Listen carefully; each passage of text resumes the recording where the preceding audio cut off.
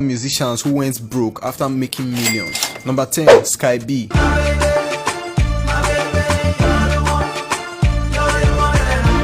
Sky B is a Port Harcourt boy who had been dropping hits into the southwest region of the country. He was a troublesome character, or perhaps the people just didn't get him at that time. He delivered a lot of trending hip-hop dance sounds in the 2000s. Sky B's biggest hit is I'm Calling, My Baby. Other hits on the same sound include You Promise Not to Go, Pray For Me, and Here I Am. All of those songs were included on the 7-track album which he released in 2007. Even though he no longer pursued music as a career, he was still invested in the music space as he owned a studio in Port Harcourt. Some sources say he had a drug abuse problem and was constantly under the influence of heavy substances. In fact, in 2019, he had to make a public debunk on the news that went around assuming he was dead. He said he only died in a movie he acted weeks back and not in real life. He agreed though that he was rushed to the hospital and apologized for those that felt hurt for him. Number 9, Blackface. Just like the sun, light up the earth, you light up my life.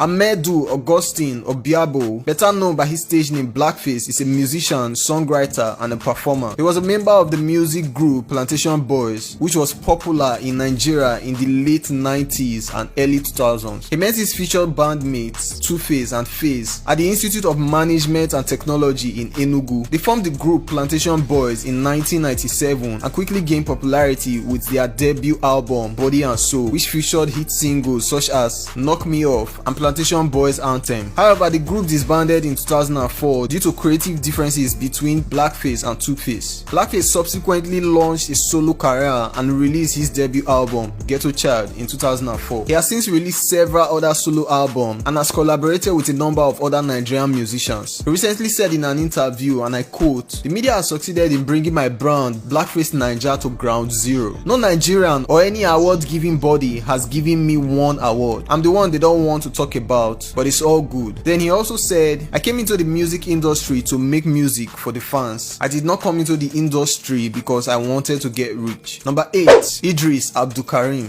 Nigeria jaga jaga, everything scatter. The Nigerian hip-hop, R&B, Afrobeat artist, singer and songwriter Idris Turayo Abdulkarim Ajeni Fuja is popularly known as Idris Abdulkarim, was born on December 24th, 1974. Around 1997, Idris had a spectacular career performing with the hip-hop band The Remedy before they broke up in 2002. He then continued as a solo artist, dropping hit jams like Waka Wiki, where he criticized artists like Tony Tetwila and Plantation Boys for being unprofessional, and then Mr. Lecturer that dominated the airwaves at that time. He wasn't shy of controversies in his career as he reportedly had beefs with the likes of 50 Cent and even got blacklisted for standing against the Obasanjo government at that time. He recently posted a message on his Instagram page appreciating his fans for their good wishes after undergoing a kidney transplant, and he has tried to revive his career in recent times with the release of some singles. Number 7, Marvelous Benji. It's a brown you down,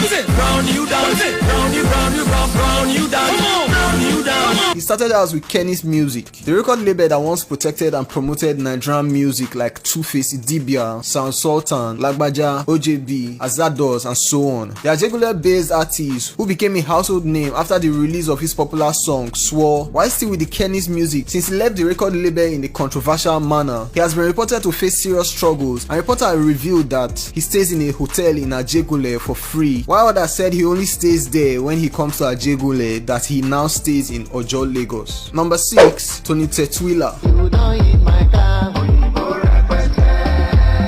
I couldn't pass my car.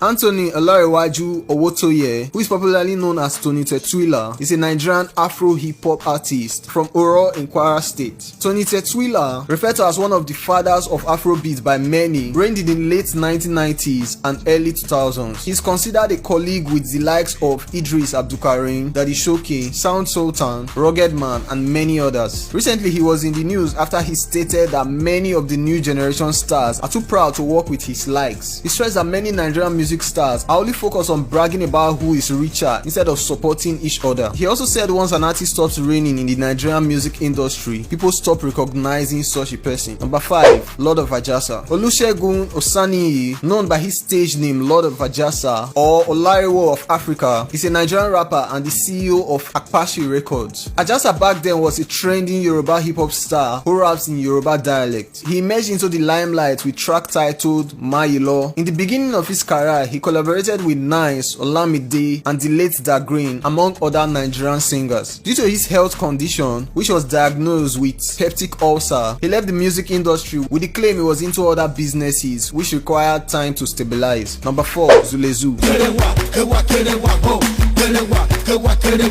The Zulezu group was a sensational traditional music group which was made up of two talented artists, Ibrahim Al-Hassan and Mike Abo. In their days, they were known to have a crazy wave and unique sounds, and in their hot days, they dropped 3 albums including the most popular Kerewa and 2 others, Chumpa Reloaded and Destiny. Their controversial album Kerewa included songs like Daddy Oh Daddy, which had the craziest lyrics, and it actually kept their names in the lips of their fans for a long time. After many controversies to their career, the duo later split after reports of one of them going crazy and having mental health problems. In June 2022, with a touching message on his Instagram page, and according to Ibrahim, Abo slumped and died in his bathroom while having his bath. Number 3, Baba Frayo. Friday Igwe, also known as Baba Frayo, is a Nigerian singer from Ajegule. He is known for releasing street songs. His most popular song in Nigeria was titled Dem Go Dey Pose, which he released in the late 1990s. The song became popular with a dancing style known as Galala, which was invented by legendary Baba Frayo and his Ajegule music colleagues such as Daddy Fresh and Daddy Shoki. However, years later, new artists took over the entertainment industry and he was relegated to the background. He lamented that he wished he had married a celebrity like himself. His career wouldn't have declined as it did because the wife would have raised his career as well. He, however, said much hard work has brought him back on his feet. Some of his other popular songs include Denge Pose, Notice Me, amongst others. Number 2, Stereoman. Sunday Ekwe, popularly known as Stereoman, once set the stage in Nigeria and some parts of Africa on fire. His hit songs, Ide Pay Me and Sample Ekwe, got massive airplay in Nigeria. Stereoman is no longer relevant in Nigerian music industry, and this is because he hit rock bottom after he was jailed for the death of his baby mama. It was said she died in her car and her family accused Stereoman as a murderer, although he denied the allegation leveled against him, saying he wasn't in the country at the time of her death. He was still jailed, and ever since his release, he hasn't been able to get back on his feet. Number 1, Olu-Maintain. Olu-Maintain is a Nigerian musician and songwriter who rose to fame as a member of the group Maintain before launching his successful solo career. He has released several hit albums and singles. He also appeared as a judge on the Nigerian version of the reality show Nigeria's Got Talent and has been involved in various philanthropic efforts in Nigeria. Olu-Maintain's career has also been marred by controversy. He was accused of promoting internet fraud, commonly known as Yahoo Yahoo, through his music and has been criticized for using lyrics that objectify women. Nevertheless, he remains popular and an influential figure in the Nigerian music industry. His popular songs include Yahuze, Wifey, One Titi, Cash Code, Olu in Brazil, and so on. Unlike the rest, he has been seen balling from time to time, but his music career is definitely not where it used to be.